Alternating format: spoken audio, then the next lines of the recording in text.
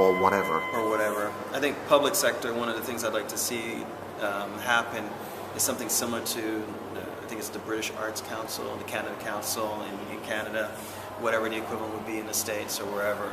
Just a body that is there, that gets a certain amount of money, that is then distributed to artists in the country who write in and submit proposals. And this is the arts across the board. Whether the money is great or small, whether it's what people can afford or not. I think it's a question of art comes at a cost, not at a loss. So people understand that whatever money is put into this council, it's understood that it's for the benefit of the country.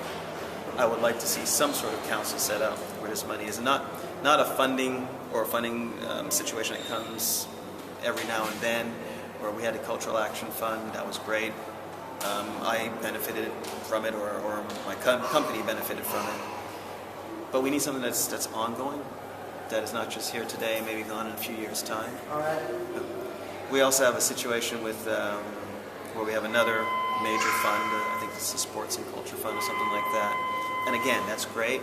It's ongoing, but it seems to me as if every now and then you hear, well, we're not too sure if they're accepting applications anymore, or there's a freeze on it.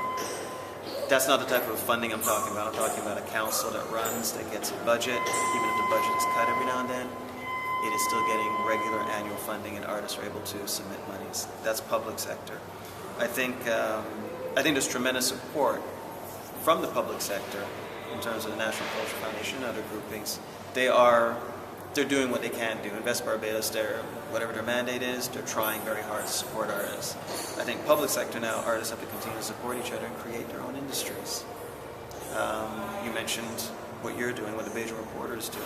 I think it's a question of more people looking to see what they can do, and then, again, using your own institution or your own business as an example, extending, saying, look, this is what I'm doing, I have space, we can arrange some sort of trade or an arrangement here where you benefit and I benefit. Mm-hmm. I'd like to see more artists doing that, reaching out to each other in an entrepreneurial spirit, as opposed to, well, come participate in my show or come help me do this, and then afterwards you're not really in touch anymore. Mm-hmm. You know, if we don't have certain industries, it's because we haven't really put enough into building them and maintaining them.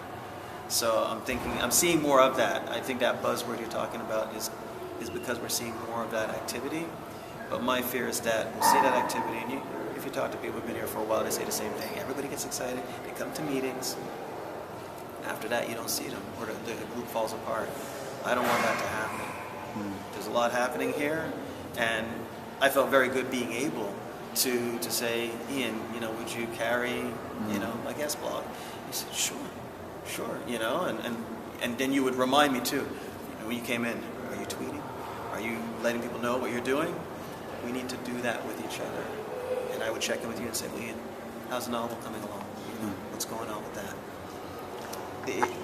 I want to see more of that. It's that support, but also there's a business aspect to it. Because when I get that exposure through your site, I am hoping that will also help you, but I know it also helps me in terms of sales, people being aware of my product, and it encourages me then to do more of this sort of thing. But what about the private sector, though? You're talking about between... I'm talking about the private sector between artists. Now, the private sector itself, I think that they need to come on. We don't have a real philanthropic spirit, I think, in Barbados. And I think part of the belief was, well, we don't really have people who are like Kennedys and Rockefellers. And I say bollocks to that. I think, we have people who do have money, whether we talk about the obvious, like the Simpsons and the Williams, and they have made their contributions. They don't always make them public.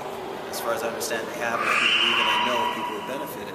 But I think they could step out. Companies, big companies, could come out more and say, look, we are going to make a serious contribution to the arts. This is what it is. It could be an endowment. It could be a greater partnership in other areas of the arts. Crop over is nice, but it can't be everything. It was not meant to be everything.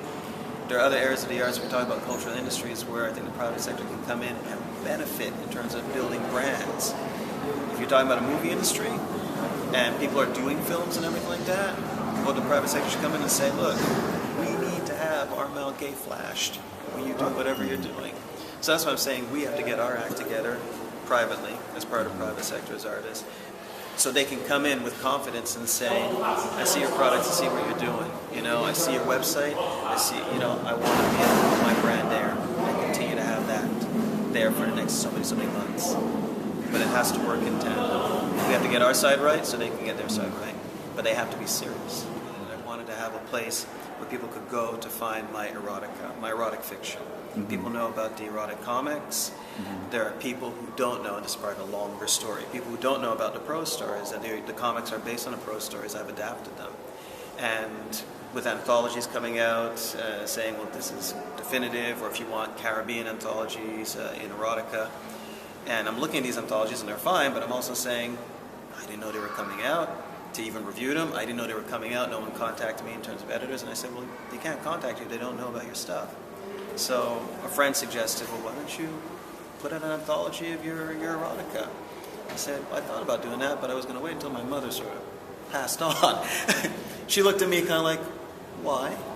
And I said, I didn't have a reason. You're right. You're right. Because my mother long ago made the distinction between that work, the erotica, and that's fine, you do that, I don't need to read that, and my other work, which I quite like, Robert, and I'll read that. Yeah. So it wasn't an issue for my mother, the issue was with me. Yeah. So then I just started to put things in motion, and I want to get the stories. There is a volume out there, produced by People Tree. Opal Palmer-Ardisa, she produced it with another editor, so it was co-edited. There is material. I don't know how much there is, per se, but they managed to produce a volume. I know I do what I do. Naila Falami Moja, she also writes erotica and has published it. There are writers out there, but I think that's the problem. That's why I want to put together this volume. There are only 200 copies in existence. I wanted to just do something that was tight and short, and then at some point there'll be a digital version to it. But I do believe there's material, but nobody knows really something. I'd have to, again, check and see what's already available, but the last time we spoke, which was about almost a year ago now, he was explaining to me that the books are on comicsology. So you can go there and whatever formats are available.